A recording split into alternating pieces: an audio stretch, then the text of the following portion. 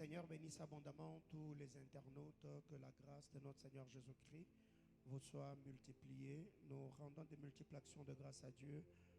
Tous les sujets de prière, les requêtes que vous nécessitez de nous envoyer nous parviennent et nous vous rassurons que vous êtes dans nos prières. Et je crois que la bonne main du Seigneur continuera vraiment d'être manifeste et chacun d'entre nous en cette année 2025 vivra l'accomplissement de desseins de Dieu.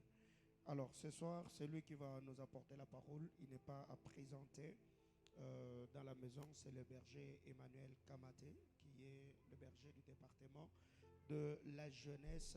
Alors qu'il est en train de monter, est-ce qu'on peut m'aider à acclamer fortement le Seigneur?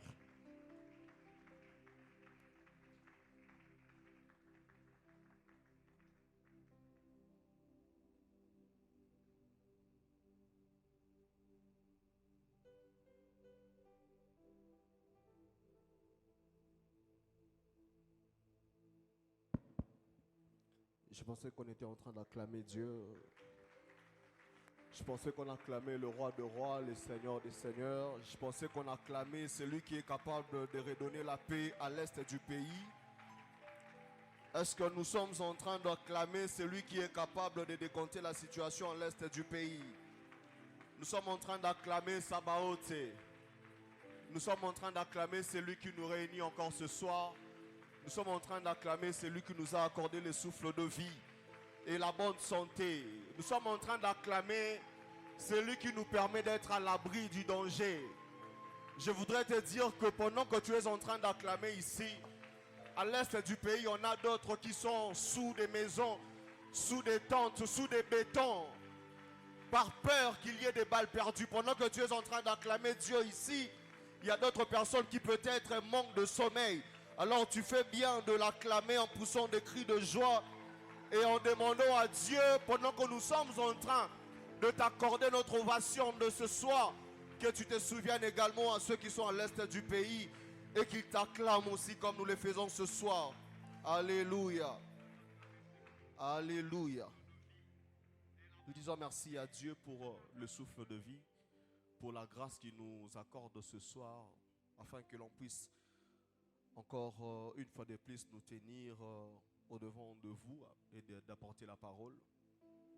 Nous disons merci au Saint-Esprit pour l'inspiration du message ainsi que l'onction et pourquoi pas les fardeaux qui déposent dans notre cœur pour que ces instants ne soient pas une perte de temps.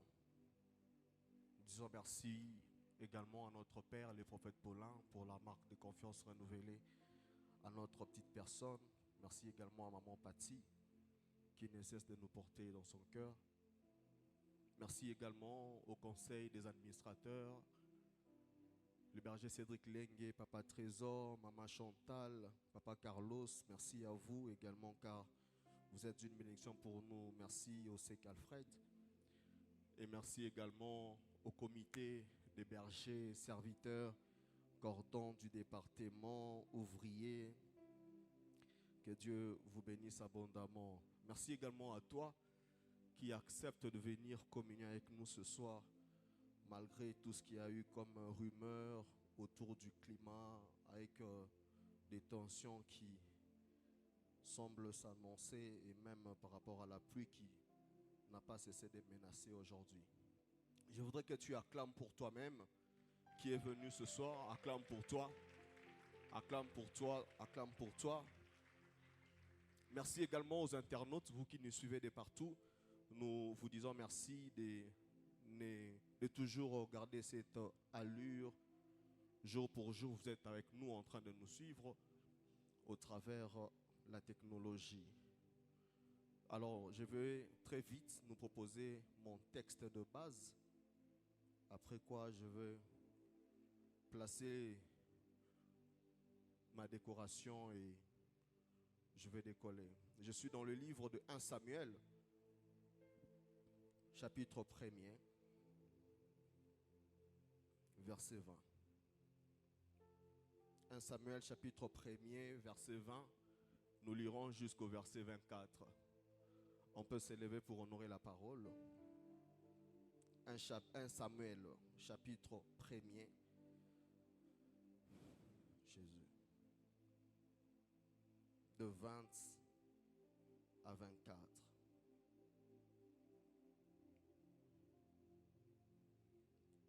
1 Samuel chapitre 1er, verset 20 à 24, nous lisons au compte de 3, 3, 2, 1.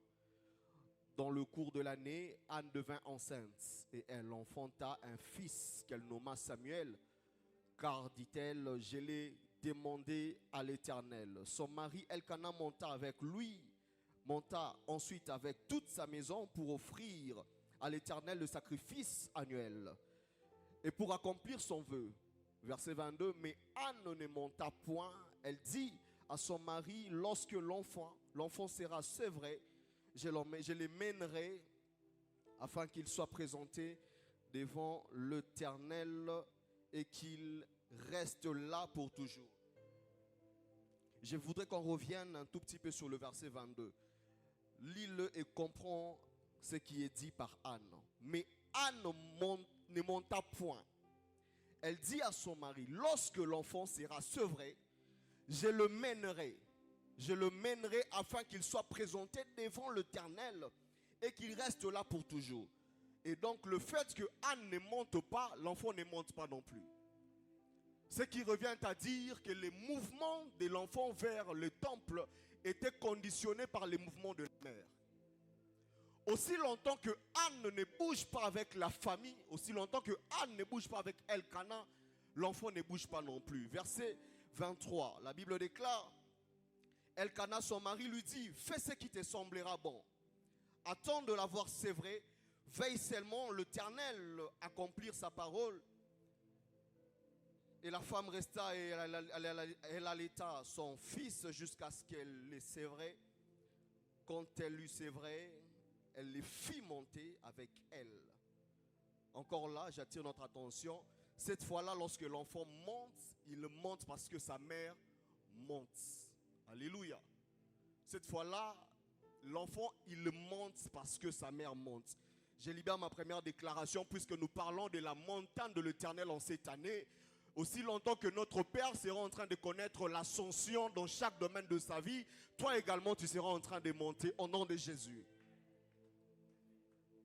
Et donc, quand elle lui sévrait, elle les fit monter avec elle. Et il prit 3 taureaux, un épha de farine et une outre de vin. Elle le mena dans la maison de l'Éternel à Silo. Écoutez la dernière précision. L'enfant était encore tout jeune. Je nous donnerai rapidement 1 Corinthiens chapitre 13 verset 11. 1 Corinthiens chapitre 13 verset 11. 1 Corinthiens 13, 11. L'apôtre Paul est en train de dire, lorsque j'étais enfant, je parlais comme un enfant. Je pensais comme un enfant, j'ai raisonné comme un enfant. Lorsque je suis devenu homme, j'ai fait disparaître ce qui était de l'enfant. Nous acclamons la parole du Seigneur. Nous acclamons la sainte parole. Alléluia. Alors ces 2 textes de base que je nous ai proposés ne sont que les premiers éléments majeurs qui vont nous fixer par rapport à tout ce que j'aurai à dire pendant ma prédication. Bien évidemment, il y aura d'autres textes qui vont entrer en intervention pour renchérir ma prédication de ce soir. Et donc, lorsque nous avons fait la lecture de 1 Samuel chapitre 1er verset 20 jusqu'au verset 24, j'ai retenu notre attention expressément au niveau des 2 versets, simplement pour nous faire comprendre un élément très important ici. Vous êtes sans ignorer que nous sommes en train de parler de notre thème, la maturité spirituelle. Mais avant que je ne parle de la maturité spirituelle, il est impérativement important ici, il est nécessaire pour moi ici de fixer l'Église autour des éléments qui nous emmènent à la maturité. J'ai béni Dieu pour mes prédécesseurs, mes frères et sœurs qui étaient ici avant moi. Hier, nous avions été fortement bénis par les bergers Risto. Je J'étais en train de les taquiner, je lui ai fait un message. Je lui dis, on retiendra de toi le prophète, je crois que c'était ça, le prophète de prédicateur. Mais aussi, il y a un détail que j'ai aimé, les oh yes. Alléluia. Je sais que tu es en jeûne. Parfois, quand tu as faim, tu souris difficilement. Mais hier, c'était merveilleux. Alléluia. Curieusement, Manaïm, les prédicateurs qui souffrent un peu, qui sont bègues, un tout petit peu comme les bergers John et les bergers Risto, lorsqu'ils décollent, l'église décolle aussi avec eux.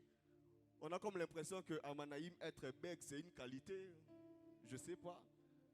Mais que votre onction tombe aussi sur moi ce soir. Alléluia. Ne t'en fais pas, ton attitude ne me dérange pas.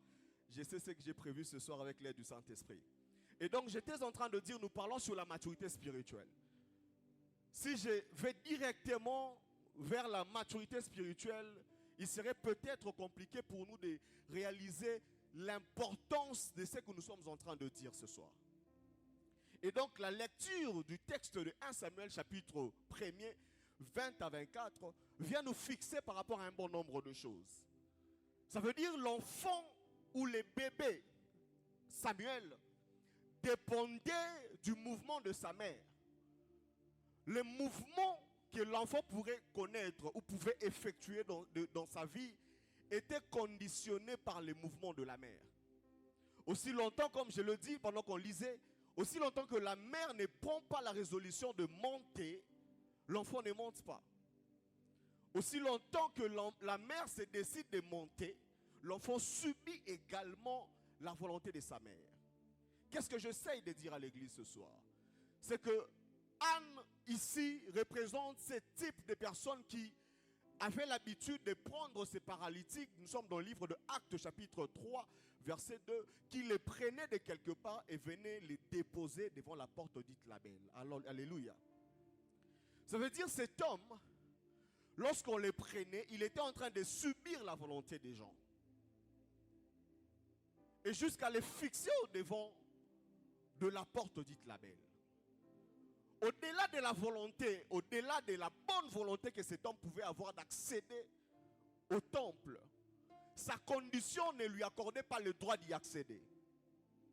Ça veut dire, lorsqu'on est encore enfant, ou encore lorsqu'on est encore immature, lorsqu'on est encore moins sage dans la vie, il y a certains accès qui nous seront encore interdits. Il y a certaines limites que nous vivons aujourd'hui dans notre vie parce que nous sommes encore immatures dans certains domaines de la vie. Il y a certaines volontés que nous subissons simplement parce que nous n'avons pas encore atteint l'âge mature. C'est ainsi que cet homme pouvait subir la volonté des hommes.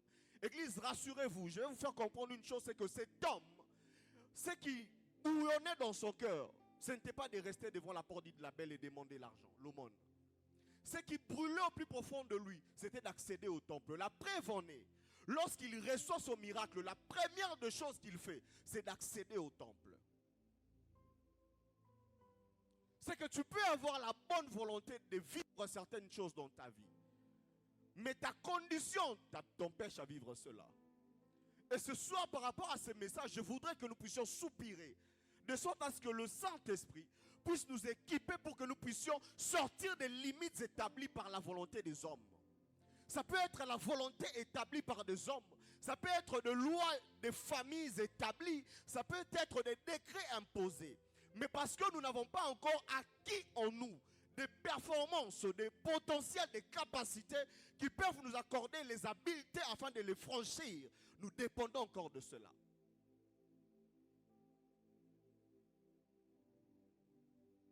Et donc, l'image illustre très bien la situation de Samuel. Et ici, lorsque l'enfant fut sevré, sa mère l'emmène au temple pour les consacrer. Et il resta là. Retenons une chose, l'enfant ne reste pas là parce qu'il voulait rester là. L'enfant reste là parce que c'était un vœu que sa mère avait fait à Dieu. Il y a de ces choses que nous vivons dans la vie. Peut-être que ta stérilité n'est pas les conséquences de ta vie. Ne fait pas partie des conséquences des actes que tu as posés. Mais c'est peut-être des conséquences de pactes contractés par des hommes qui t'ont précédé dans la vie que tu es en train de vivre ces choses. La Bible est en train de le dire, ce sont les parents qui ont mangé des raisins verts, mais que les dents des enfants sont agacées. D'autre part, on nous dit, dis-nous, maître, est-ce que ce sont ces parents qui ont péché pour qu'ils naissent dans cette condition? Ça veut dire, dans certains cas, il y a des logiques qui stipulent que ta condition à toi n'émane que des actions posées par des prédécesseurs. Je vais nous faire comprendre cela par un exemple très simple. Il y a des gens qui vivent ici à Lubumbashi parce que ses parents vivent à Lubumbashi, n'est-ce pas? Peut-être toi, si on ouvre ton cœur, on verra Canada.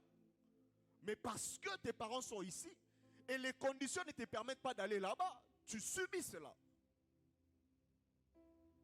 Et à partir du moment où tu réunis les moyens, la première des choses à faire, on te voit commencer à déposer des passeports. J'en ai vu un ici, que Dieu t'accorde ce que tu désires. Tu commences à voir les hommes de Dieu pour qu'ils prient pour toi afin que cette démarche puisse aboutir. Je place les décos. Et là, on comprend que l'enfant vit l'influence de sa mère et nous continuons la suite. Je nous ai fait lire le texte de 1 Corinthiens aussi pour nous fixer une chose. L'apôtre Paul, lorsqu'il nous parle dans 1 Corinthiens chapitre 13, verset 11, l'apôtre Paul est en train de nous emmener à comprendre une chose. C'est qu'il dit, lorsque j'étais enfant, je parlais comme un enfant, j'ai raisonné comme un enfant, je faisais des choses comme un enfant. Mais lorsque je suis devenu homme, il ne dit pas lorsque j'ai grandi. Entre enfant et homme, il y a un processus dont je parlerai tout à l'heure. Et l'apôtre Paul est en train de dire, lorsque je suis devenu homme, ça veut dire lorsque j'ai atteint l'âge de la maturité, il m'est revenu le droit et le devoir également de pouvoir prendre la décision de me séparer de certaines choses. Et donc ici, l'apôtre Paul nous enseigne à comprendre qu'à un certain niveau de la vie, lorsque nous atteignons un certain niveau de maturité, parce que ça va grandissant, il nous revient le devoir de renoncer à certaines choses. Peut-être lorsque tu étais enfant, on te bousculait pour aller te laver. Il y en a d'autres peut-être parmi nous pour manger, les parents te disaient va te laver d'abord. Et tu te plains, je n'ai même pas joué, je n'ai pas transpiré, tu vois, je ne sens même pas, mes vêtements sont propres. Mais maman te dit, avant que tu n'aies pas sa table, tu dois aller te laver. Et nous autres, quand on était encore petits, on avait tendance à soulever les pantalons, on faisait ça, maman regarde, c'est pas sale, je suis propre, regarde mes pieds, c'est propre. Mais elle disait, va te laver. Mais dans cet auditoire, je doute fort qu'il y a encore des gens, peut-être pour ceux de l'écodime, mais pour la majeure partie qui me suivent, je doute fort qu'il y a encore au milieu de nous des gens pour qu'ils aillent se laver. Et bien, alors là, ça doit être un cas compliqué, on devra prier pour toi. Peut-être Berger Francis pourra t'imposer les mains. Ça veut dire qu'il y a certains cas, lorsque nous grandissons, on ne reçoit plus des instructions, on ne reçoit plus des demandes, on ne reçoit plus d'ordre. Ça émane de notre propre vouloir parce que nous avons compris et nous avons grandi en maturité. Ce qui semblait hier un corvée, aujourd'hui ça devient normal et naturel, simplement parce que nous avons atteint un certain âge de maturité. Quelqu'un acclame le Seigneur. Et vous lirez avec moi, ce n'est pas un hasard, il y a des textes, par exemple 1 Samuel chapitre 2, verset 21, la Bible est en train de dire, et les jeunes Samuel grandissaient. Il grandissait où? Auprès de l'Éternel. 1 Samuel chapitre 3, verset 19, la Bible déclare, Samuel grandissait, l'Éternel était avec lui. Samuel, enfant, on ne parle pas de grandir ou de croissance dans d'autres versions. Il subit la volonté de sa mère. Et quand il commence à grandir, on commence à nous fixer un peu comme l'environnement autour duquel, dans lequel plutôt Samuel était en train de grandir. Et Samuel continuait à grandir ainsi. Il n'y a pas que Samuel, je suis dans le livre des 2 Luc, Luc chapitre 2, verset 52. La Bible déclare, et Jésus croissait. D'autres versions parleraient également de grandir. Croissait en sagesse, en stature et en grâce devant Dieu et devant les hommes. Ça veut dire qu'il était en plein processus. Il quittait le point A vers le point B qui est le terminal. Mais entre le point A et le point B, il y a tout un processus, il y a un ensemble de travaux qui se font afin que l'homme obtienne ses résultats. La maturité spirituelle n'est pas un fruit du hasard. On ne se lève pas d'un bon matin et on devient tout d'un coup mature. C'est un ensemble des expériences que nous recevons dans la vie, l'ensemble des informations qui nous choquent, qui nous ont très choqués et qui nous permettent d'accéder à ce niveau. Puisque tu ne m'as pas encore bien compris, je vais t'illustrer un exemple. La plupart des personnes qui ont perdu leurs parents très tôt, et ceux qui ont eu, la plupart, je ne dis pas que c'est le cas pour tout le monde, il y a toujours des exceptions à chaque règle, mais la plupart des enfants qui ont grandi sans leurs parents, peut-être chez les tantes, peut-être chez les oncles, ils ont vécu certaines expériences. Vous verrez qu'en termes de maturité ou de maîtrise de la vie ou de sagesse, ils sont de loin très différents à ceux qui ont été dorlotés jusqu'à un certain âge, 17-18. Tu vois un étudiant, moi j'en ai connu, un étudiant qui, vous quittez le campus au niveau de Home 10, alors que la direction c'est vers le golf. Il te dit, mon cher, moi je veux faire cette route. Tu poses la question, mais tu veux aller où? Il te dit, je vais au marché Moïse, je vais acheter les kitoyo et tout, je vais aller préparer parce que j'ai mes petits à la maison.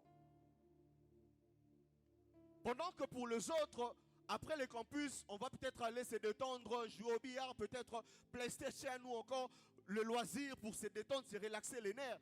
Mais lui là, après une responsabilité qu'il a, il va encore vers une autre responsabilité. Donne à un enfant qui sait que chaque fin du mois, son parent lui donnera $100 comme argent de poche. Remets-lui $100 et donne à celui qui a sué pour obtenir ces $100. Mets les deux sur le terrain, tu verras qui dépensera moins que l'autre. Vous savez la différence entre l'enfant prodigue et peut-être je prendrai l'exemple de Jacob. C'est que Jacob, il travaille pour recevoir le salaire venant de Laban. Mais l'enfant prodigue, il n'a pas travaillé. Il vient comme ça, il demande à papa, donne-moi ma part d'héritage. Et quand il va, il dilapide. On dit, souvent au Congo, nous disons, mon monnaie n'est pas cité, aurait pas valeur dans côté. Et ainsi, les passes là, la souffrance là, ça ne vient pas pour te détruire, ça vient pour t'équiper. Ça vient pour te donner les bagages nécessaires, afin que lorsque tu seras en train, face au défi de la gestion de la vie, qu'on se dise, celui-ci, il mérite. Posez la question à Joseph. Joseph n'a pas commencé à gérer dans la maison de Pharaon. Joseph a commencé à gérer dans la maison de son père. Quand on lui donnait la provision pour amener vers ses frères, il allait vers les lieux où on l'indiquait et il déposait. Et quand il va chez Potiphar, il manifeste les mêmes compétences. Parce qu'il y a sa éducation de base. Et c'est comme ça qu'on est en train de dire, il grandissait. Or, lorsque nous parlons de grandir, nous voyons la croissance. Et la croissance, qu'il me soit permis, je vais parler de la maturité.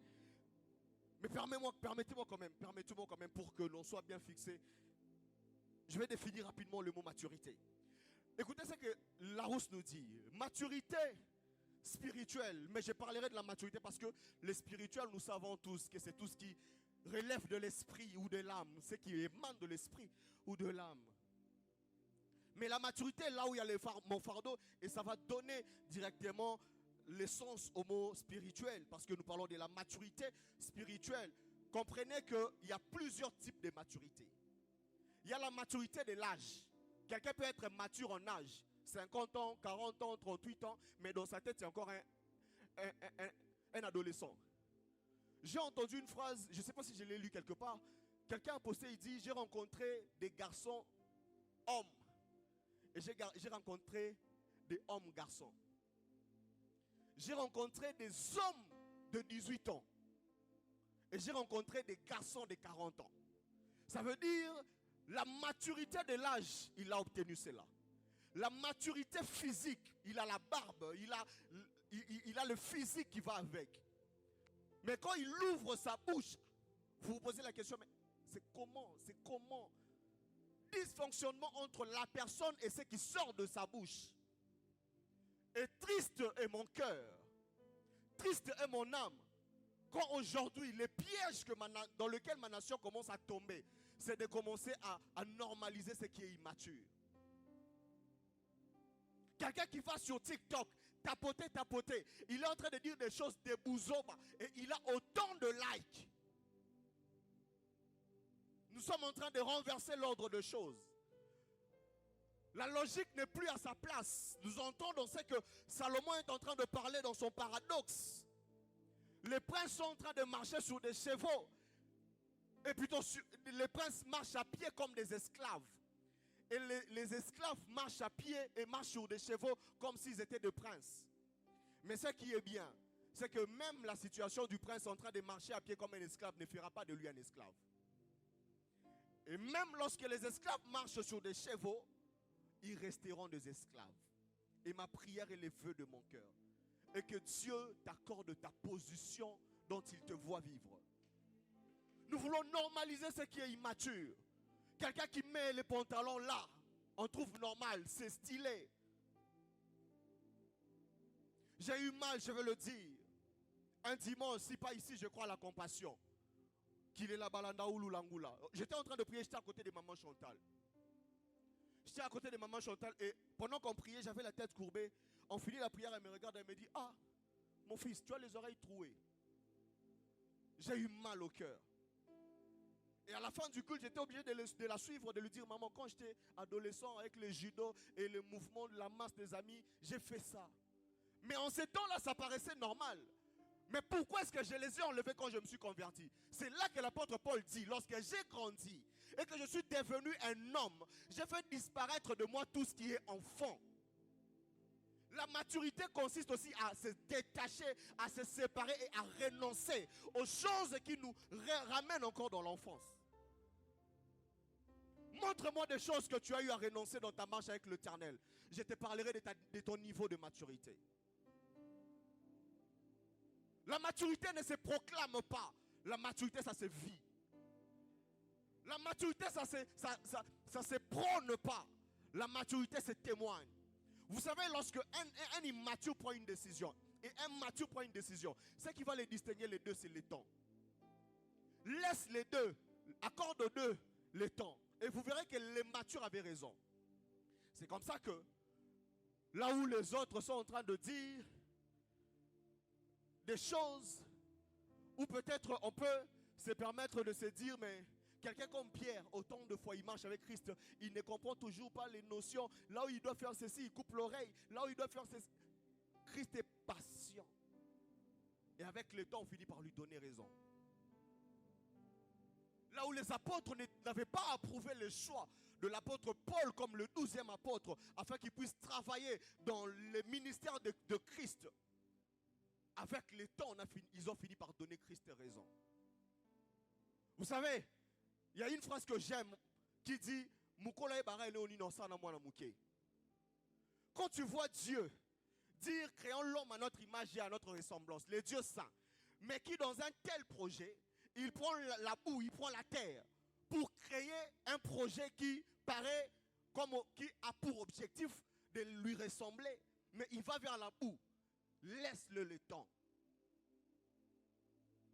Lorsque tu vois la personne de Christ pour redonner la vue à un aveugle, il prend la terre, il crache dessus, il fait la boue, il applique sur les yeux de l'aveugle.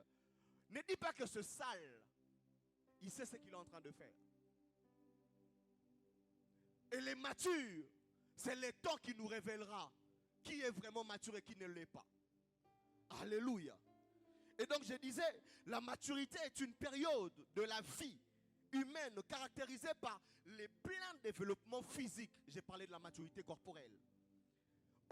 Affectif, il y a des gens qui sont matures corporellement, mais qui ne le sont pas affectivement ou émotionnellement. Tu vois, je vais le dire quand même. Tu vois quelqu'un, Mukolo, je ne sais pas, bon, je le dis quand même. Tu as manqué de mégas. La personne a remarqué que toute la journée, tu n'étais pas connecté. Mais son anniversaire passe. Et vers minuit, juste, la personne t'écrit anniversaire nango posté ngate ngana orando. Mukolo, tu réclames les posts de TikTok, les posts de Facebook. J'ai aimé quelque chose que papa avait dit une fois. Il dit ça coûte quoi? Quelque chose qui ne dure que 24 heures. Mais tu vas gâcher une relation importante pour un poste qui ne dure que 24 heures. Regardez jusqu'où nous sommes tombés si bas. Et comme il cycle, l'ikelemba, ristourne, randikita. Ça veut dire si tu ne m'as pas posté, je t'attends aussi. À ton tour, je ne vais pas te poster. Peu importe la raison que tu vas avancer. Peut-être que moi j'étais déchargé. Toi tu es en ligne, tu fais même exprès, tu postes. Mais moi tu ne me postes pas. Mais on n'a pas eu la même raison. Nous tombons si bas. Très bas notre niveau. On a vécu, les WhatsApp sont venus juste après. Comment on a fait pour se passer des postes des gens? Et c'est aujourd'hui qu'on va rester là.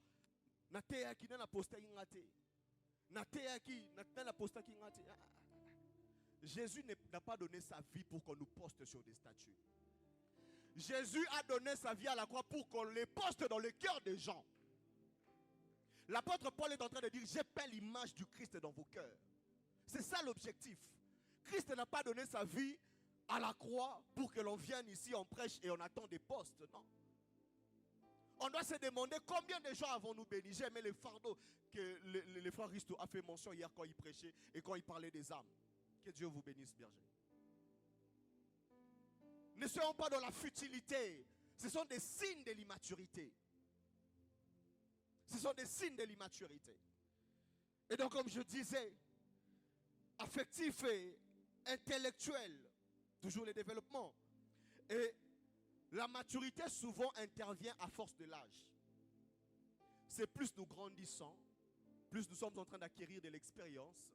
Et ces expériences-là, nous les obtenons au fur et à mesure, nous sommes exposés à des informations. Il y a des informations physiques, il y a des informations abstraites, il y a des informations peut-être qui passent dans plusieurs façons, mais l'ensemble de ces choses bâtissent la maturité d'une personne. Il y a des gens qui savent que dans leur village, ou selon l'histoire de leurs ancêtres, dans leur village, on appelait les sages des hommes qui avaient des cheveux blancs. Et si on veut illustrer l'image d'un sage, on place un vieillard. On place quelqu'un qui a les cheveux teints. Pour dire quoi? Pour symboliser que la sagesse, la maturité mûre vient aussi avec l'âge. Certainement quelqu'un sera triste et dérangé ce soir pour se dire, en se disant, donc moi je ne suis pas mature. Tu l'es et tu peux le devenir. Comment? Christ est en train de dire, parce que Salomon, quand il écrit l'Ecclésiaste, c'est au soir de sa vie. Ça veut dire avec l'intelligence et la sagesse que Dieu lui a donnée, il a fait des études, il a fait des méditations, des discernements. Et il arrive au soir de sa vie, il écrit Ecclésiaste. Mais Christ, dans Matthieu chapitre 12, verset 42, Christ est en train de se permettre de proclamer une déclaration terrible. Il dit, il y a ici plus que Salomon. Matthieu 12, 42. Christ dit, il y a ici plus que Salomon. Et lorsque vous remontez un tout petit peu, il parlait de la sagesse. Et quand il dit, il y a ici plus que Salomon, j'ai réfléchi. Il était en plein ministère, en plein exercice de son ministère. On va oublier 31, prenons peut-être 32, 33. Certainement ici, il y a plusieurs personnes qui ont 32, 33 qui sont dans cette tranche d'âge. Tu vas te demander, mais comment je fais pour être plus que Salomon? Ne t'en fais pas, parce que Ésaïe chapitre 11, verset 2, la Bible déclare, l'Esprit de l'Éternel reposera sur lui. Sur qui? Sur Christ. 1. L'esprit de sagesse et d'intelligence. 2. L'esprit de conseil et de force. 3. L'esprit de connaissance et de crainte de l'Éternel. Colossiens 1, 19, la Bible déclare, car Dieu a voulu que toute la plénitude habite en lui. Colossiens 2, 9, la Bible déclare également, car en lui habite corporellement toute la divinité. Ça veut dire, si Salomon était sage, parce que Dieu lui avait fait don, Christ n'est pas sage par don. Christ est sage parce qu'il est la plénitude incarnée de Dieu. Et si Christ peut habiter en toi, je crois que tu peux faire preuve de maturité. Et je crois ce soir que Dieu va relâcher une dispensation afin que tu sois connecté à la maturité dont il a prévu pour toi, afin de diriger selon qu'il te voit le faire. Quelqu'un me donne un amen. Jacques chapitre 1 verset 5. L'apôtre Paul est en train de... Jacques chapitre 1 verset 5. Jacques est en train de dire, si quelqu'un d'entre vous manque de sagesse, qu'il la demande à Dieu. Vous voyez? Ça veut dire, si quelqu'un d'entre nous manque de la sagesse, qu'il la demande à Dieu. Lorsque vous lisez, la maturité en soi, c'est l'ensemble de plusieurs éléments. C'est comme un puzzle. Nous récupérons plusieurs pièces pour former une image. C'est comme ça que lorsque vous lisez dans des descriptions qui parlent de la sagesse, de la maturité, vous verrez, il y a la sagesse, il y a les discernements, il y a la fidélité, il y a la douceur, il y a les discernements. Il y en a plusieurs. Il y a des gens qu'on dit il a l'intelligence des études, mais de la vie on n'a pas. Et pour d'autres on dit il a l'intelligence de chercher de l'argent, mais de la gestion il n'en a pas. Ça crée comme un déséquilibre. Mais Christ, puisqu'il n'est pas déséquilibré, en lui habite toute chose. Et Dieu va t'accorder cet équilibre afin que tu sois mature relationnellement, mature psychologiquement, mature intellectuellement, mature financièrement, mature spirituellement, et je ne sais quoi d'autre je peux citer. C'est ça la volonté parfaite de Dieu. Donc si tu reconnais ne pas faire preuve de maturité, Jacques le dit clairement, il t'est accordé ce droit-là de demander à Dieu, et lui qui accorde toute bonne chose. Quelqu'un acclame Dieu. Très rapidement, je vais décoller, après quoi je vais chuter, nous allons prier. Et donc, il était important ici pour moi de nous fixer par rapport à la maturité, parce que la maturité est une maison où pour y accéder, il y a une porte. Et cette porte, nous l'appelons la croissance. Et la croissance, par définition, c'est l'action ou le fait de croître, c'est développer ou encore l'augmentation progressive. Si vous trouvez des répétitions de certains concepts, supportez, ce n'est pas un péché que Luc répète Matthieu et que Jean répète Luc, ainsi de suite. Je ne saurais peut-être pas parler de l'enfance, parce que mon frère le berger John en a parlé également. Du coup, faute de temps, je vais aller très vite. Je parlerai de la croissance et nous allons chuter par la maturité. Et donc la croissance, je disais, c'est l'action ou le fait de croître, c'est développer. L'augmentation progressive, c'est aussi une croissance. Comme la maturité, la croissance intervient aussi dans plusieurs domaines. Il y a la croissance physique, il y a la croissance numérique, il y a la croissance spirituelle. Parfois, entre prédicateurs, ça se dit. Mon cher Okolina Matea, ça se dit. Il y a la croissance aussi dans le prophétique. Les prophètes peuvent se dire entre eux, Okolisi voyance. Il y a la croissance aussi dans la délivrance. Les intercesseurs peuvent se dire, Okolisi na power. Il y a la croissance financière. On est en train de dire d'Isaac, il était riche, fortement riche, jusqu'à devenir. Ça veut dire que ça intervient dans plusieurs domaines de la vie, où je disais que la maturité, c'est comme l'ensemble du puzzle. On prend les différentes pièces pour former une image. Alléluia. Et donc, lorsque nous parlons de la croissance, vous verrez, ou vous avez certainement entendu qu'il y a déjà, vous avez déjà entendu des expressions comme ce jeune garçon est arrêté dans sa croissance, ou encore cet arbre n'a pas atteint encore toute sa croissance. On dit ça d'un arbre lorsqu'on voit que l'arbre a atteint la forme de l'arbre mais qui ne porte pas encore de fruits. Parce que lorsque nous atteignons l'âge mûr, l'âge mature, on est censé aussi produire de fruits. L'image des dons. Très vite, le temps me fait défaut. Et dans la croissance, j'ai soulevé 3 points. Je vais aller très vite, excusez-moi. C'est processus qui consiste à nous emmener vers la maturité renferme en lui 2 types de croissance. Il y a des croissances provoquées et il y a des croissances naturelles. Simplement parce qu'on place l'élément dans cet environnement, On ne peut que vivre cette croissance. Mais il y a aussi des croissances provoquées. Une circonstance qui vient intervenir dans ta vie, ça accélère le processus de ta croissance. Vous serez très d'accord avec moi si je vous disais qu'il est possible de cueillir un avocat, de le retirer de l'avocatier et d'aller emmener ça à la maison. On les place dans une chaleur et l'avocat peut mûrir. Alléluia. Ça veut dire qu'il y a de ces hommes que la vie peut te sortir d'un environnement afin de t'établir dans un environnement pour t'obliger à accéder à ton âge de maturité. Puisque tu ne me comprends pas, il y a l'histoire du figuier et du vigneron. La Bible est en train de dire, lorsque le maître du champ, il vient, il trouve que 3 ans plus tard, ce figuier ne portait pas de fruits. Mais lorsqu'il a pris la résolution qu'on puisse couper les figuiers, le vigneron, il se lève en intercesseur. Il est en train de dire, laissez-lui encore une année. Je mettrai du fumier et on verra s'il ne va pas produire. Le fumier, c'est l'ensemble des informations que le figuier reçoit. On est en train de lui dire, au moyen de fumier, quitte la stérilité, quitte la sécheresse, accède à la saison de la productivité. C'est pourquoi je dis à quelqu'un, tu n'es pas encore en train de produire. Là n'est pas mon problème. Mais après ce programme de miracle, je prie, je décrète et je déclare que le Dieu du Père que nous prions, qui t'introduise dans la saison de la fertilité, au moyen des informations que nous te communiquons au nom de Jésus. Il y a des gens comme ça. Le papa est parti très tôt. Il a appris à développer le sens de la responsabilité. Il y a des femmes comme ça.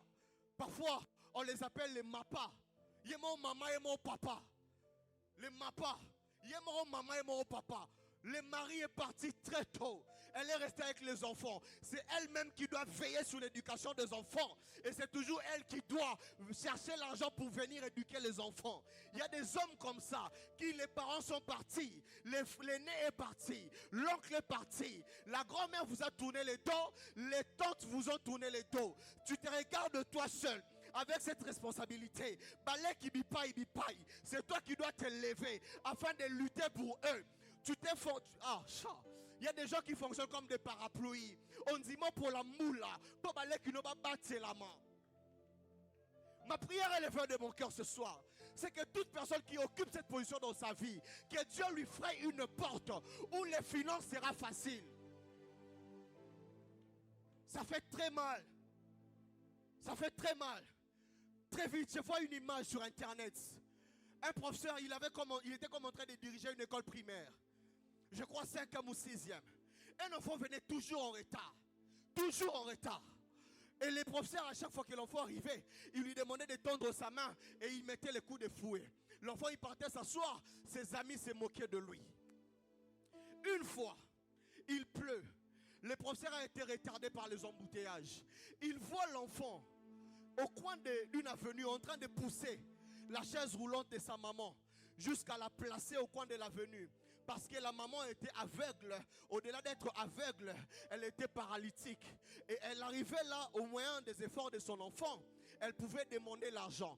Et cet enfant-là, c'est cet exercice qui occasionnait son retard à l'école. Et quand l'école finissait, l'enfant retournait auprès de sa mère. Il récoltait les aumônes. Il partait au marché. Il faisait des achats. Il rentrait à la maison. Il préparait. Le jour où le professeur a vu cela, l'enfant est arrivé à l'école. Professeur Maya Miso, il s'est agenouillé, il a dit à l'enfant, frappe-moi. Tu viens de me donner une leçon de la vie. C'est quoi la leçon que la vie t'a donnée? C'est quoi la leçon que la vie t'a donnée? Il y a certaines souffrances qui ne sont pas de souffrances. C'est comme ce que la Bible nous dit. Apprenez à supporter avec joie et patience les souffrances du siècle présent. Ça pour objectif de nous équiper. Toute chose concourt au bien de ceux qui aiment Dieu. Les épreuves que tu traverses aujourd'hui, c'est une leçon qui va t'enseigner des choses qui te permettront de servir aux autres. On est trop plaintif. On est trop plaintif. Joseph, tu entres dans la maison de Potiphar, tu t'es joui du confort, on t'envoie en prison, tu es en train de te lamenter. Je vais de prison en prison. Qui te dit que la prison là que tu es entré est une prison? C'est un aéroport qui te donne le vol direct vers la royauté. Mais parce que tu es en train de pleurer, tu ne vois pas que c'est un aéroport et que tu es dans la salle d'attente où tu attends qu'on dise les passagers de Air France sont priés d'avancer. Tu es tellement en train de te plaindre que tu rates ta bénédiction. Écoutez, Église, la plupart des cas dans la famille, lorsqu'il y a des problèmes, les solutions passent par des papas et parfois par des mamans. Les mamans ne me lapidez pas. Souvent par des papas, pourquoi? Église, posez-moi la question pourquoi. Posez-moi la question pourquoi.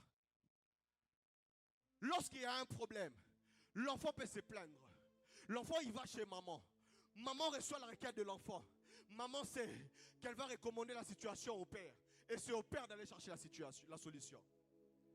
Mais si dans une famille, vous avez un père qui lorsqu'on lui relate les problèmes, il se met à pleurer, c'est un problème.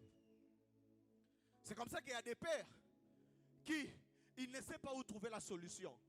Mais il vous dit ça va aller. Il sort peut-être, il met son costume. Il ne sait pas où trouver la solution. Mais il va quand même essayer. Je disais à mon frère, lorsque je t'observe, je comprends que par moments, même mon père pleurait. Mais seulement, il ne se plaçait pas là où j'étais. Il pleurait là où je ne pouvais pas voir pour ne pas affecter mon espérance. Lorsque vous entendez Moïse dire au peuple, pendant que le peuple se plaigne, qu'ils étaient mieux en Égypte, sous esclavage, pendant qu'ils étaient en train de les pourchasser, vous entendez Moïse dire, les Égyptiens que vous voyez aujourd'hui, vous ne les verrez pas. En soi, c'est parce que Moïse a compris que son regard n'est pas vers le problème. Son regard est vers le Dieu qui est capable de décompter des problèmes. La croissance nous apporte des informations. Quiconque ignore l'information, il va fonctionner comme un enfant. C'est pourquoi il est important de savoir sélectionner les types des informations au devant desquelles tu t'exposes. L'information importante t'équipe. L'information non importante peut te désarmer. Ève a reçu une information. Ça désarmait l'homme et la femme dans le jardin. Mais le jour où cette femme, elle entend du Christ une information, va et ne pêche plus. C'est ce jour-là, là où il fallait qu'elle puisse mourir, elle s'est vue être redonnée l'espérance de la vie. J'aimerais dire ceci à quelqu'un. Apocalypse m'enseigne une chose. Jean, il entre dans le conseil céleste. Jean est en train de pleurer. La Bible déclare, il pleure. Et ce qui m'étonne, c'est que c'est Jean qui écrit. Jean, il parle de lui. Mais il martèle une chose, il dit, j'ai pleuré beaucoup. Il ne dit pas, nous avons pleuré beaucoup. Moi, Jean, j'ai pleuré beaucoup. Mais ce que j'aime, c'est que la personne qui avait l'information, qui était habituée à l'atmosphère du conseil céleste, le regarde et lui dit, regarde vers le trône. Il y a un qui a été immolé avant la fondation du monde. Ne pleure point. En soi, tu pleures parce qu'il te manque des informations. Et le comble, c'est que plus tu pleures, plus tu vois mal. Plus tu pleures, plus tu vois moins.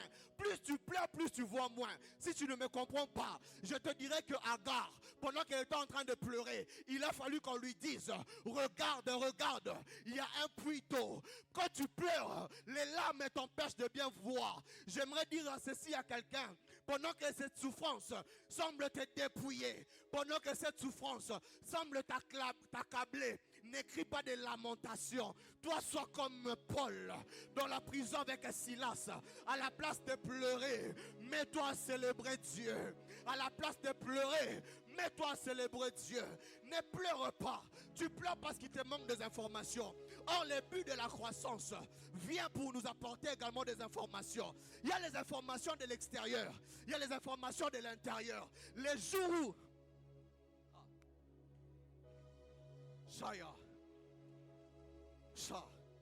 Dieu me dit de dire ceci à quelqu'un.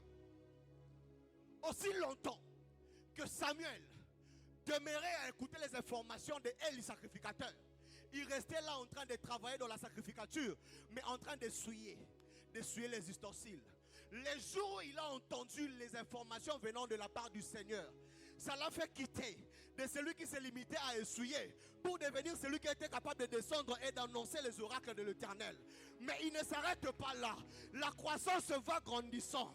Celui qui descendait pour annoncer les oracles de l'Éternel, lorsqu'il est grandi, il n'est pas seulement en train d'annoncer les oracles, il peut aussi établir des rois. Le but de la maturité est que notre croissance atteigne son paroxysme, pour que l'on puisse shifter des dimensions. Là où on m'envoyait pour acheter les unités, quand j'ai grandi, on peut m'envoyer faire des transferts d'argent. Là où on m'envoyait prendre le téléphone à la charge seulement, parce que j'étais un enfant, quand j'ai grandi, on peut me dire, va vous envoyer l'argent, va faire la provision. Parce que la croissance nous octroie aussi la position de la confiance. Et lorsque nous faisons bon usage de la confiance au moyen des informations que nous avons, c'est là que nous faisons mention et preuve de notre maturité. Samuel, tu es appelé à grandir. La maturité, je suis en train de chuter. La maturité est un appel auquel on se doit de répondre. La maturité est un appel auquel on se doit de répondre. Il y a des gens, on te dit, Kola, ces choses ne sont plus de ton niveau. Kola, on t'appelle, on te choque, on t'entrechoque. Kola. Il y a de ces informations que nous sommes exposés. On te fait du mal, on semble t'ignorer. C'est un exercice et un appel à la croissance. Dis avec moi l'appel à la croissance. J'aimerais dire à quelqu'un, le fait que tu sois orphelin est un appel à la croissance. Le fait que tu souffres, c'est que tu souffres en ce moment, est un appel à la maturité. Le fait que tu sois ignoré, malgré les efforts que tu es en train de faire, est un appel à la maturité. Toute souffrance n'est pas à négliger. Pas ça là-bas, mon problème est athée. Je te le dis, qui continue à te persécuter, en soit comme Pénine te persécute, elle est en train de mettre les fumiers pour te dire, produis. Je prie, je décrète et je déclare, les gens qui nous persécutent, Basilaté, qui continuent à le faire, car ce sont des moyens que Dieu vient mettre autour de nous pour qu'on puisse grandir. Quelqu'un me donne un amen. La croissance. Aïe, Jésus. Que Dieu te bénisse. Que Dieu te bénisse. Je disais que Dieu te bénisse. Je vais aller très vite, je suis en train de chuter. Dans la croissance, je finis rapidement la croissance déjà. Je touche la maturité très vite. Dans la croissance, il y a le ça. Dans la croissance, il y a le moi. Dans la croissance, il y a le surmoi. Dans la croissance, pour les ça, vous êtes appelé à retenir ceci. Tout ce qui provient de l'extérieur, c'est ça que j'appelle le ça. Il y a les informations autour duquel nous sommes exposés. Il y a l'environnement. Pour d'autres personnes, on leur dit Okoli Bouzoba. Okoli si Bouzoba. Ça veut dire que tu as été exposé à un environnement qui a favorisé la croissance, mais une mauvaise croissance.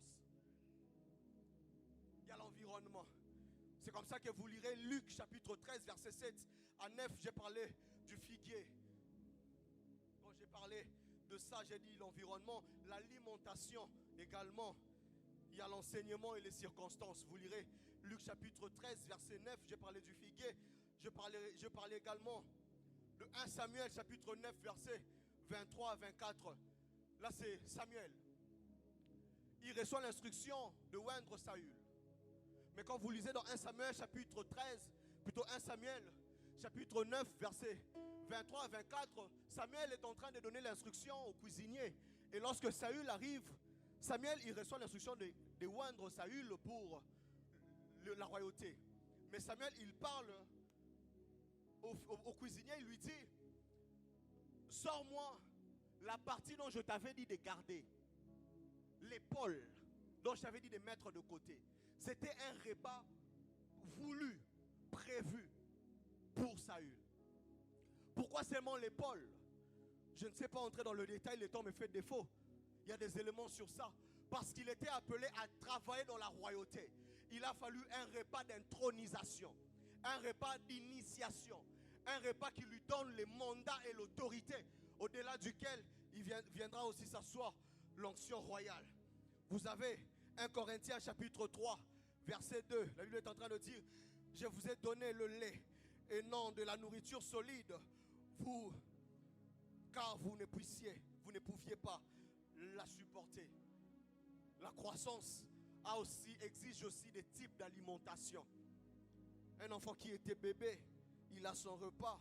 Pour les mamans, vous connaissez même, il y a des numéros de bouillies que vous donnez à vos enfants jusqu'à un certain âge. Et après quoi, elle peut entrer dans la nourriture consistante. Il y a le mois. Le mois, c'est la décision que nous prenons. Très important ce point. Le temps me fait défaut, je ne sais pas parler sur ça longtemps. Mais le mois joue un rôle très capital. C'est ce que nous avons lu dans 1 Corinthiens, lorsque nous avons parlé de 1 Corinthiens 13, 11, l'apôtre Paul. Il dit, moi, j'ai fait disparaître. Moi, c'est pas qu'on m'a aidé.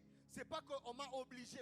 Ce n'est pas qu'on m'a exigé. Mais j'ai résolu, après avoir reçu des informations, la croissance en recevant des informations, ça m'a placé face à une position de faire des choix et de prendre des décisions. Parce que j'ai grandi, j'entre dans la phase où je peux faire des choix, je peux prendre des décisions. Et parce que j'ai accédé à ce niveau, moi, Paul, je décide dorénavant de renoncer à ce qui est enfantin. Et je prie ce soir que le Dieu pour qui nous sommes serviteurs, le Dieu qui a appelé notre Père, qui nous donne la force ainsi que la capacité de pouvoir faire quitter de nos vies tout ce qui est enfantin, tout ce qui est mondain, tout ce qui est de l'homme charnel au nom de Jésus. 1 Corinthiens chapitre 6 verset 12. L'apôtre Paul est en train de dire, tout m'est permis mais tout ne m'est pas utile. Ça veut dire, lorsqu'il entre dans des informations, ça le place face au choix, ça le place face aux décisions. Et puisqu'il a grandi et qu'il est encore en train de grandir, il dit, j'ai atteint un niveau où je peux dire, tout m'est permis, mais tout ne m'est pas utile. Il m'est permis d'aller me distraire dans X ou Y chose, mais il ne m'est pas utile de le faire. Là où peut-être j'ai la permission de me distraire avec la télé, je choisis ce qui est utile, de m'instruire, de me documenter, en lisant des notes, en lisant ma Bible. Là où c'est permis de faire X choses, j'entre dans la position où je pèse dans les permis, je commence à trier ce qui est utile. Mais quelqu'un, ça c'est pour toi, j'ai eu à cœur de communiquer cette pensée à quelqu'un. Lorsque tu entres dans la guerre ou dans l'équation des permis, ça veut dire que tu as deux choix au devant de toi et que ce sont des permis et que ce sont également utiles. Voici la stratégie à appliquer pour choisir ce qui est bien utile que l'autre, ce qui est aussi utile. C'est que lorsque tu as face à toi deux éléments qui sont utiles, fais appliquer la stratégie du nécessaire. Ça veut dire, tous deux sont utiles. Mais il y a un qui est nécessaire pour l'instant et l'autre qui le sera pour l'autre. C'est comme ça que Abraham, il sait que Isaac est utile pour sa vie parce qu'il a besoin d'un héritier. Mais lorsqu'il entre face à la demande de Dieu de sacrifier Isaac, Abraham voit utile Isaac pour hériter. Il voit utile faire la volonté de Dieu. Il vient appliquer sur utile vers la volonté de Dieu nécessaire. Ce qui veut dire, c'est utile de garder Isaac, mais c'est nécessaire d'appliquer la volonté de Dieu. Ma prière et le vœu de mon cœur ce soir, c'est que lorsque nous serons dans la confusion, gauche ou droite, et que gauche c'est bien, droite aussi c'est bien, que Dieu te dise, gauche c'est bien, droite c'est bien, mais droite c'est nécessaire. Je prie, je déclare que lorsque tu auras l'argent avec toi et que tu te diras, allez manger la pizza, c'est utile. Que Dieu te dise, ok c'est utile, mais l'offrande aussi c'est utile. Et sur l'offrande, rajoute les nécessaires. Je voudrais dire à quelqu'un, là où tu diras, c'est utile de passer des classes. Et l'Esprit te dit également, c'est utile de craindre Dieu. Que Dieu rajoute sur les utiles de la crainte les nécessaires de les craindre. Les nécessaires de les craindre. Je finis. Quelqu'un peut acclamer Dieu. Quelqu'un peut acclamer Dieu. Le surmoi, je parlais du dessin de moi. Et là c'est le surmoi. Le surmoi c'est Dieu. Il vient au-dessus de toi. Il produit en toi les vouloirs et les faire. Il est en train de dire à Josué, Josué 1:8, il dit que ces livres ne s'éloignent point de ta bouche. J'aime ce qui est dit, j'aime la précision. Il dit, médite les nuits et jours. Pour, ça veut dire conséquence. L'influence de ça, c'est agir fidèlement. Or, n'est mature que celui qui sait être fidèle dans ses engagements. N'est mature que celui qui sait être fidèle dans des engagements. Il y a de ces engagements, tu as pris de ta propre résolution. Merci Saint-Esprit. Mais juste parce que tu as été secoué un peu, bon, il y a télélo. J'avais pris une résolution de prendre en charge cet élève. J'ai pris la résolution de scolariser ses frères. Mais juste parce qu'il a oublié d'aller peut-être remplir une tâche, tu déclines ta responsabilité. Dieu n'est pas ainsi. La maturité, c'est aussi dans la fidélité de notre engagement. Je voudrais finir en disant ceci à l'église. La croissance est un appel. Autant Dieu peut appeler Samuel, Élie aussi appeler Samuel. De 1 Samuel 1, lorsque vous lisez, vous êtes en train de voir que de 1 Samuel chapitre 1, verset 4 jusqu'au verset 9, 5 versets qui passent, Samuel vient toujours devant Élie, pensant que c'est Élie qui l'a appelé. À la fin, Élie lui donne des instructions, parce que Élie comprenait comment aussi Dieu fonctionnait dans les appels. À un certain moment de la vie, nous accédons à la dimension de la maturité parce que nous sommes entourés par des coachs qui savent nous orienter, nous montrer la voie à suivre. Ne fais pas cavalier solitaire. Aie un ami à côté de toi qui peut te dire, dans telle situation, on prend ce chemin, on prend cette route, on prend cette voie. Parfois nous tombons parce que nous sommes prompts à faire les choses seuls.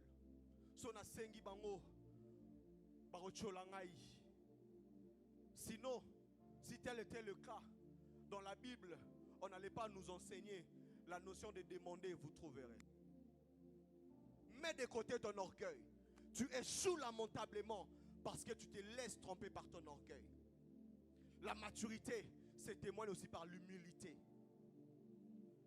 La maturité peut être tout, mais il y a une chose, comme je le dis que je finissais. La maturité nous enseigne plusieurs choses à la fois. Jacques chapitre 3 verset 13, 3 à 17 également. La maturité nous enseigne ceci, l'église, écoutez.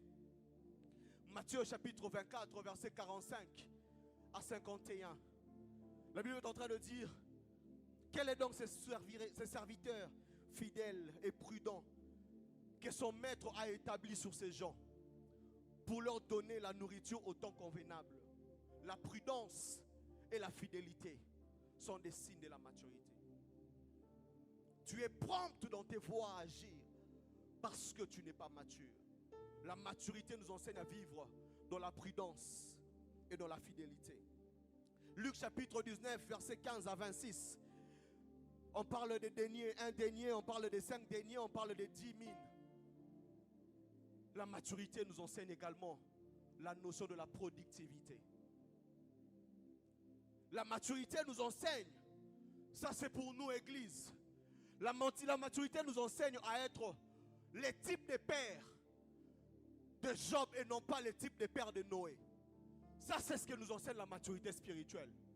Les types de pères de Job, c'est le type de père qui, lorsqu'il voit ses fils organiser un festin, la Bible dit que Job offrait un holocauste à Dieu. C'est disant, ils ont peut-être offensé l'Éternel.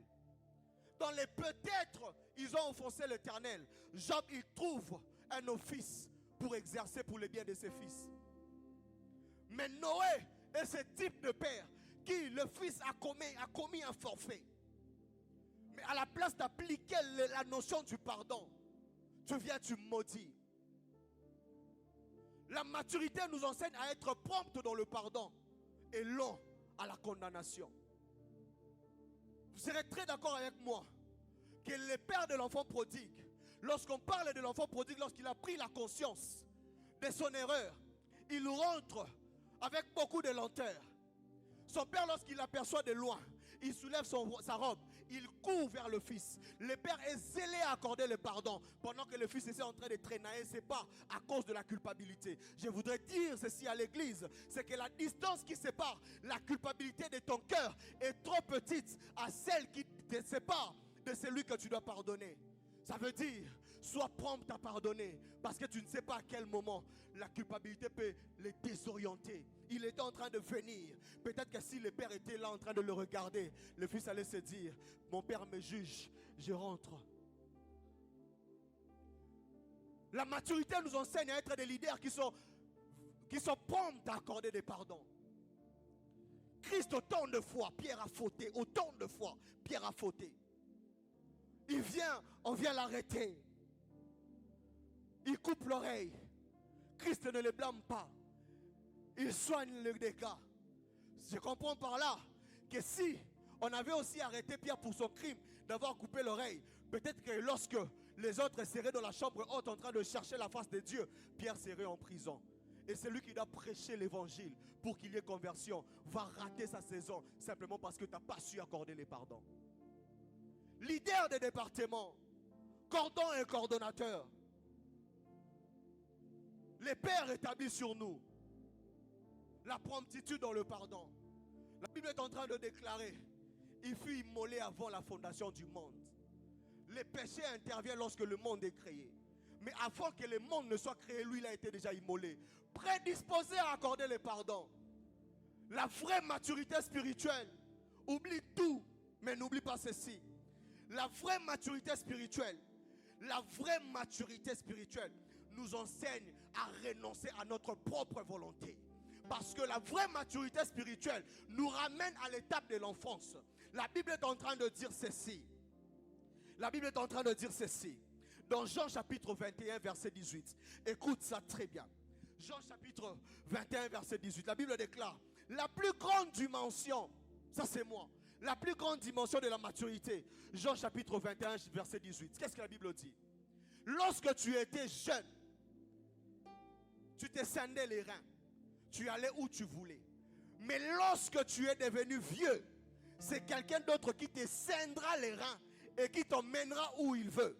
C'est comme ça que je viens dire à l'église, puisque la vieillesse est l'image de la maturité, de la sagesse parfaite. La Bible est en train de nous donner cette notion que lorsque nous voulons être des hommes matures spirituellement, on doit apprendre à renoncer à notre propre volonté, mourir dans sa propre volonté et ne dépendre que de Jésus. L'apôtre Paul est en train de dire dans ses épîtres, lorsque vous lisez, il dit, moi Paul, serviteur de Jésus, dans la volonté de Dieu, selon la volonté de Dieu, par la volonté de Dieu. Et lorsqu'il répète cela plusieurs fois, c'est pour nous faire comprendre qu'il a acquis le niveau où il a renoncé à sa propre volonté. Église, cet thème vient pour nous enseigner ceci. Aussi longtemps que nous serons en train d'appliquer notre volonté, là où il faut appliquer la volonté du Père, la volonté de Dieu, on ne sera pas encore mature. Il est en train de faire sa prière à Gethsemane. Il dit, non pas selon ma volonté, mais selon ta volonté. Non pas selon ma volonté, mais selon ta volonté. À quand remonte la dernière fois? Et tu as dit, je peux lui faire du mal, mais parce que la volonté de Dieu consiste à pardonner, je lui pardonne. Il y a plus de joie à donner qu'à recevoir. Lorsque tu donnes le pardon, tu es un homme bienheureux. Église, mettons de côté nos problèmes. Église, mettons de côté nos conflits. Maestro, mettons de problèmes de côté. Des problèmes qui sont pour nous des blessures intérieures. Qui t'a dit que l'église, c'est un endroit où on entretient des blessures intérieures? L'église, c'est un endroit où nous venons soigner des blessures intérieures. Je prie que ce message soit un alcool qui vient soigner tes blessures. Meurs en ta volonté. Meurs dans ta volonté. Renonce en toi-même. À un moment, tu veux agir. Tu te dis, c'est pas ce que Dieu veut. Le jour où Saül a reconnu la grandeur de David, tu peux te lever, on va prier. Le jour où Saül a reconnu la grandeur de David, c'est le jour où David avait l'opportunité et l'occasion de le tuer. Mais lorsqu'il a accordé la vie il a pardonné à la place de se venger. Saül se tient loin, il dit, je reconnais que tu as été établi par Dieu.